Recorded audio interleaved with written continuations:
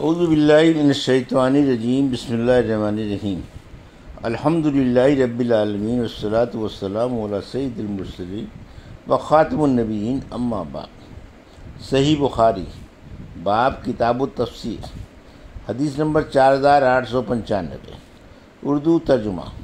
ہم سے محمد بن عبد الرحیم نے بیان کیا، کہا ہم سے ہارون بن معروف نے بیان کیا، کہا ہم سے عبداللہ بن وہب نے بیان کیا کہ مجھے ابن جریج نے خبر دی، انہیں حسن بن مسلم نے خبر دی، انہیں طاؤس نے، اور ان سے ابن عباس رضی اللہ عنہ کے ساتھ عید الفطر کی نماز پڑھی۔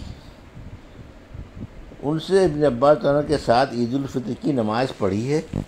ان تمام بزرگوں نے نماز خطبہ سے پہلے پڑھی تھی اور خطبہ بعد میں دیا تھا۔ ایک مرتبہ خطبے سے فارغ ہونے کے بعد نبی کریم صلی اللہ علیہ وسلم اترے، گویا اب بھی میں آقا صلی اللہ علیہ وسلم کو دیکھ رہا ہوں، جب آپ لوگوں کو اپنے ہاتھ کے اشارے سے بٹھا رہے تھے۔ پھر آپ صف چیرتے ہوئے آگے بڑھے اور عورتوں کے پاس تشریف لائے۔ بلال تنو آپ کے ساتھ تھے۔ پھر آپ نے یہ آیت تلاوت کی، یا ایھا النبی اذا جاءک المؤمنات، یعنی اے نبی، جب مومن عورتیں آپ کے پاس آئیں کہ آپ اسے ان باتوں پر بیعت کریں کہ اللہ کے ساتھ نہ کسی کو شریک کریں گی، اور نہ چوری کریں گی، اور نہ بدکاری کریں گی، اور نہ اپنے بچوں کو قتل کریں گی، اور نہ بہتان لگائیں گی جسے اپنے ہاتھ اور پاؤں کے درمیان گڑھ لیں۔ آپ نے پوری آیت آخر تک پڑھی۔ جب آپ آیت پڑھ چکے تو فرمایا، ان شرائط پر قائم رہنے کا وعدہ کرتی ہو؟ ان میں سے ایک عورت نے جواب دیا، ہاں یا رسول اللہ۔ ان کے سوا اور کسی عورت نے شرم کی وجہ سے کوئی بات نہیں کہی۔ حسن کو اس عورت کا نام معلوم نہیں تھا۔ بیان کیا کہ پھر عورتوں نے صدقہ دینا شروع کیا اور بلال رضی اللہ عنہ نے اپنا کپڑا پھیلا لیا۔ عورتیں بلال کے کپڑے میں چھلے اور انگوٹھیاں ڈالنے لگیں۔ حدیث نمبر 4896، اردو ترجمہ۔ سورہ صف کی تفسیر۔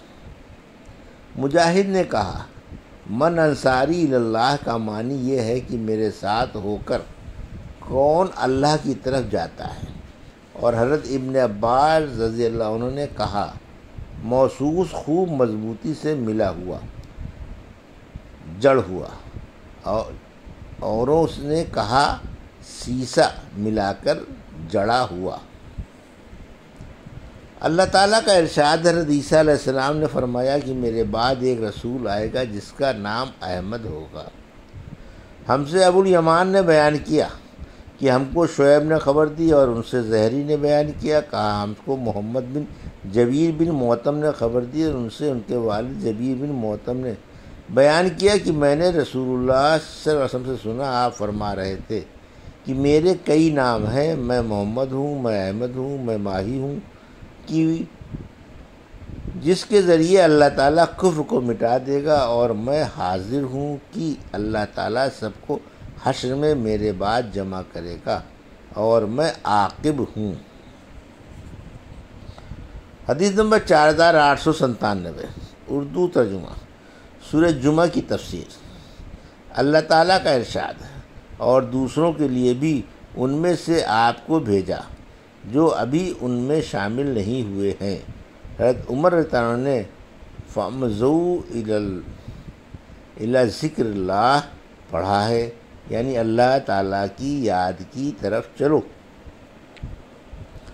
مجھ سے عبدالعزیز بن عبداللہ نے بیان کیا، کہا کہ مجھ سے سلیمان بن ہلال نے بیان کیا، ان سے سور نے، ان سے ابو الغیث سالم نے، اور ان سے ابو ہریرہ رضی اللہ عنہ نے بیان کیا کہ ہم رسول اللہ صلی اللہ علیہ وسلم کے پاس بیٹھے ہوئے تھے کہ سورہ جمعہ کی آیتیں نازل ہوئیں، وآخرین منہم لما یلحقوا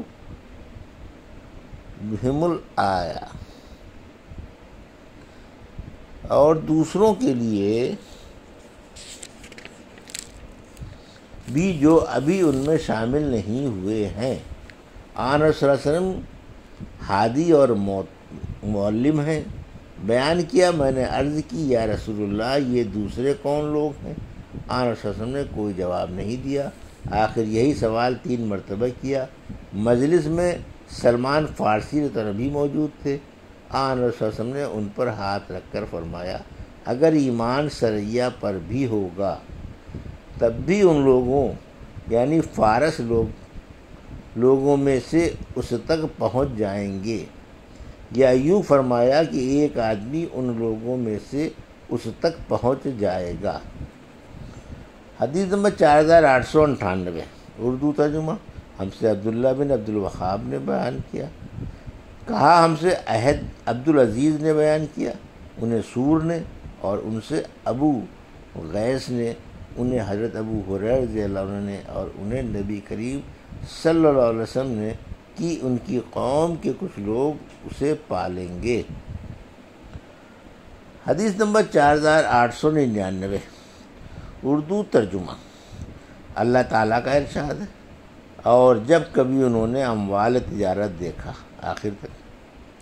مجھ سے حفص بن عمر نے بیان کیا، کہا ہم سے خالد بن عبداللہ نے بیان کیا، ان سے حسین نے بیان کیا، ان سے سالم بن ابی الجعد نے، اور ابو سفیان نے حضرت جابر بن عبداللہ سے انہوں نے بیان کیا کہ جمعے کے دن سامان تجارت لیے ہوئے اونٹ آئے، ہم اس وقت نبی کریم صلی اللہ علیہ وسلم کے ساتھ تھے، انہیں دیکھ کر سوائے 12 آدمی کے سب لوگ ادھر ہی دوڑ پڑے۔ اس پر اللہ تبارک و تعالیٰ نے یہ آیت نازل کی، وَإِذَا رَأَوْا تِجَارَةً أَوْ لَهْوًا انفَضُّوا إِلَيْهَا وَتَرَكُوكَ قَائِمًا۔ یعنی اور بعض لوگوں نے جب کبھی ایک سودے یا تماشے کی چیز کو دیکھا تو اس کی طرف دوڑتے ہوئے پھیل گئے۔ حدیث نمبر 4900 اردو ترجمہ۔ سورہ منافقین کی تفسیر۔ اللہ تعالیٰ کا ارشاد، جب منافق آپ کے پاس آتے تو کہتے ہیں کہ بے شک ہم گواہی دیتے ہیں کہ آپ اللہ کے رسول ہیں، لکاذبون تک۔ ہم سے عبداللہ بن رجاء نے بیان کیا، کہا ہم سے اسرائیل بن یونس نے بیان کیا، ان سے ابو اسحاق نے، اور ان سے زید بن ارقم رضی اللہ عنہ نے بیان کیا کہ میں ایک غزوہ تبوک میں تھا اور میں نے منافقوں کے سردار عبداللہ بن ابی کو یہ کہتے سنا کہ جو لوگ مہاجرین یعنی رسول کے پاس جمع ہیں ان پر خرچ نہ کرو تاکہ وہ خود ہی رسول اللہ صلی اللہ علیہ وسلم سے جدا ہو جائیں۔ اس نے یہ بھی کہا کہ اب اگر ہم مدینے لوٹ کر جائیں تو عزت والا وہاں سے ذلت والوں کو نکال باہر کرے گا۔ میں نے اس کا ذکر اپنے چچا سعد بن عبادہ انصاری سے کیا یا حضرت عمر سے اس کا ذکر کیا، راوی کو شک تھا، انہوں نے اس کا ذکر نبی کریم صلی اللہ علیہ وسلم سے کیا۔ آن صلی اللہ علیہ وسلم نے مجھے بلایا، میں نے تمام باتیں آپ کو سنا دیں۔ آن صلی اللہ علیہ وسلم نے عبداللہ بن ابی اور اس کے ساتھیوں کو بلا بھیجا، انہوں نے قسم کھا لی کہ انہوں نے اس طرح کی کوئی بات نہیں کہی تھی۔ اس پر آن صلی اللہ علیہ وسلم نے مجھ کو جھوٹا سمجھا اور عبداللہ کو سچا سمجھا۔ مجھے اس کا اتنا صدمہ ہوا کہ ایسا کبھی نہ ہوا تھا۔ پھر میں گھر میں بیٹھ رہا، میرے چچا نے کہا کہ میرا خیال نہیں تھا کہ آن صلی اللہ علیہ وسلم تمہاری تکذیب کریں گے اور تم پر ناراض ہوں گے۔ پھر اللہ تعالیٰ نے یہ صورت نازل کی، جب منافق آپ کے پاس آتے ہیں۔ اس کے بعد آن صلی اللہ علیہ وسلم نے مجھے بلوایا اور اس صورت کی تلاوت کی اور فرمایا کہ اے زید، اللہ تعالیٰ نے تم کو سچا کر دیا ہے۔ حدیث نمبر 4901 اردو ترجمہ۔ اللہ تعالیٰ کا ارشاد ہے، ان لوگوں نے اپنی قسموں کو ڈھال بنا رکھا ہے، یعنی جس سے وہ اپنے نفاق کی پردہ پوشی کرتے ہیں۔ ہم سے آدم بن ابی ایاس نے بیان کیا، انہوں نے کہا ہم سے اسرائیل بن یونس نے بیان کیا، انہوں نے کہا ان سے ابو اسحاق سبیعی نے بیان کیا، اور ان سے زید بن ارقم رضی اللہ عنہ نے بیان کیا کہ میں نے اپنے چچا سعد بن عباد یا عبداللہ بن رواحہ کے ساتھ تھا۔ میں نے عبداللہ بن ابی بن سلول کو کہتے سنا، جو لوگ رسول اللہ صلی اللہ علیہ وسلم کے پاس ہیں ان پر خرچ مت کرو تاکہ وہ ان کے پاس سے بھاگ جائیں۔ یہ بھی کہا کہ اگر ہم مدینے لوٹ کر جائیں گے تو عزت والا وہاں کے ذلیلوں کو نکال کر باہر کر دے گا۔ میں نے اس کی یہ بات چچا سے بتائی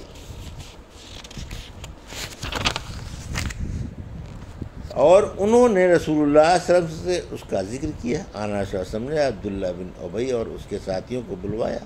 انہوں نے قسم کھا لی کہ ایسی کوئی بات انہوں نے نہیں کہی تھی۔ آن صلی اللہ علیہ وسلم بھی ان کو سچا جانا اور مجھ کو جھوٹا سمجھا۔ مجھے اس کا اتنا صدمہ پہنچا کہ ایسا کبھی نہیں پہنچا ہوگا۔ پھر میں گھر کے اندر بیٹھ گیا۔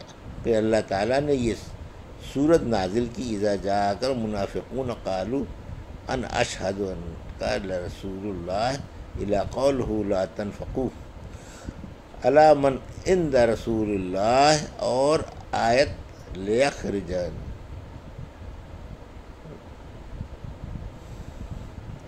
تو آن حضرت صلی اللہ علیہ وسلم نے مجھے بلوایا اور میرے سامنے اس سورت کی تلاوت کی۔ پھر فرمایا، اللہ نے تمہارے بیان کو سچا کر دیا۔